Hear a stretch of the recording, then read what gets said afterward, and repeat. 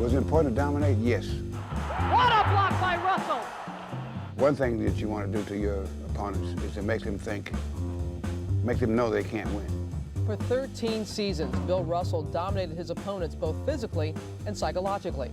He left them demoralized with his uncanny shot blocking. In the process, he revolutionized the center position and brought a new dimension to the game. Other than his animal intensity that he brought to the game, his speed and quickness in those days, I mean, it was like a man playing with boys. Everybody was just afraid of Russell, including the guys who were shooting from outside when they wanted to go in and take a layup.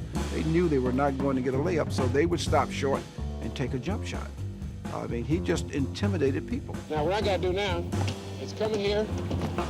Now, that is what is called intimidation. Part of that reputation is based on psychic. As a player, when you challenge him, you know, you think about the reputation and you have to automatically change your shot. Fast break, West all alone. Look at Russell come down. And what a play by Russell! We shut a guy down or block a guy's shot and say, yes, we did that to you. If you come back, we'll do it again. If you come back again, we'll do it another time. So you'll have to try something else to do. That won't work. Russell started at the University of San Francisco, where he led the Dons to 2 national titles. He was drafted by the St. Louis Hawks in 1956, but Red Auerbach engineered a trade that brought him to the Boston Celtics. We primarily made the deal to help this team win. The name of the game is to win. We're not interested in your points or your stats. Just worry, did we win or did we lose? And what can you contribute to winning or losing? And Russell would immediately help the Celtics win. His all-around skills were just what the team was lacking. He was the round peg that simply fit the round hole that we needed so desperately, both offensively and defensively. He gave new dimensions to what we were doing out there. But it wasn't just Bill's talent that was reviving the Celtics. It was also his mindset. The confidence and intensity he brought to every game was rubbing off on the entire team. He thought he was so good and that we should win every single game that he played in.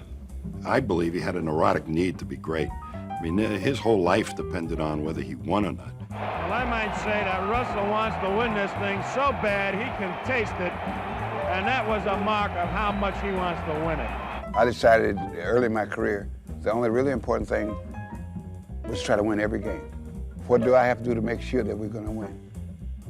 Because I accepted responsibility that I had to make sure that we won.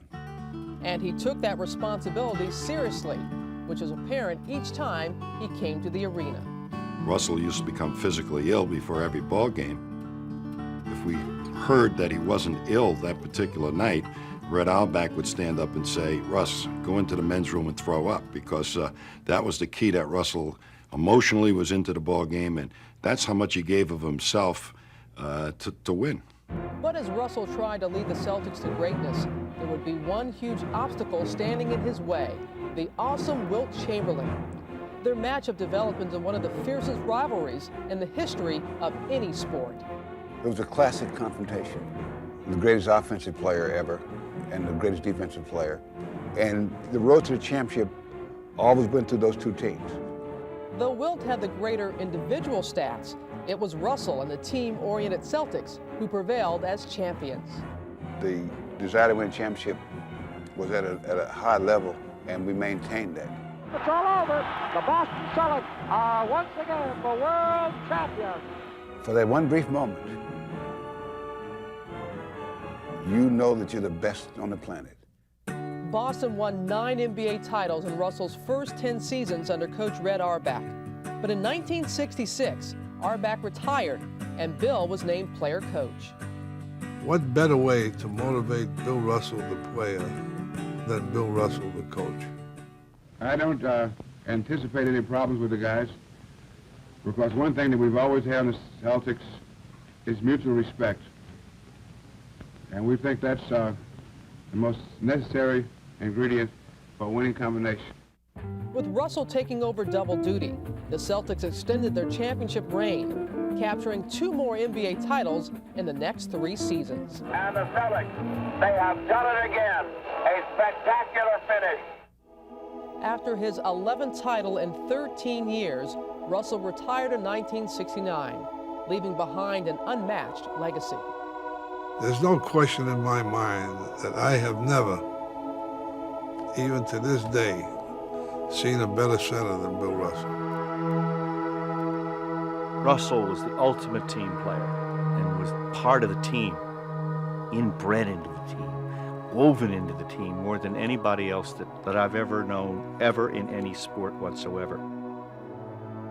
I was really in love with my career, every minute of it. The time I spent in the locker room and on the floor with my teammates, I always say that it was like I couldn't go to heaven because leaving there and going anyplace else was a step down.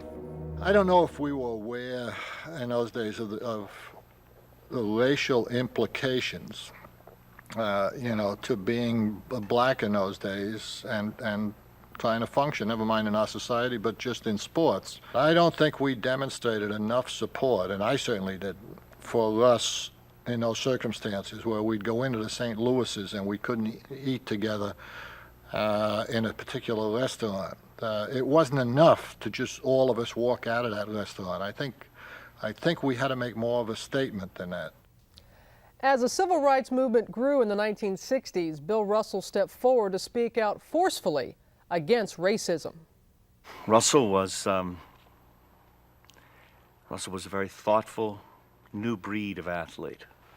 He was very controversial, very outspoken on the subject of race. But this whole thing is about people. Are you saying then that there are white people who will never accept Negro people? Is that what you mean? Sure, and there are Negro people that will never accept white people. And the thing is that this thing is all about people. Until you come to grips with the fact that it's got to be people dealing with people.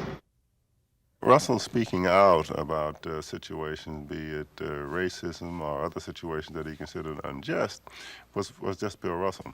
At that particular time, he had probably as much impact as any of the leaders you could think of in terms of black leadership.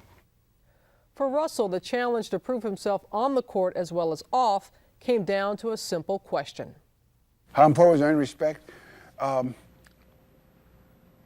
It was very important in that there's a difference between being proud and having pride.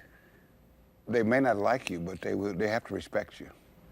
And that's more important. It's far more important to be respected than it is to be liked. At least to me it is. Far more important to be respected than to be liked.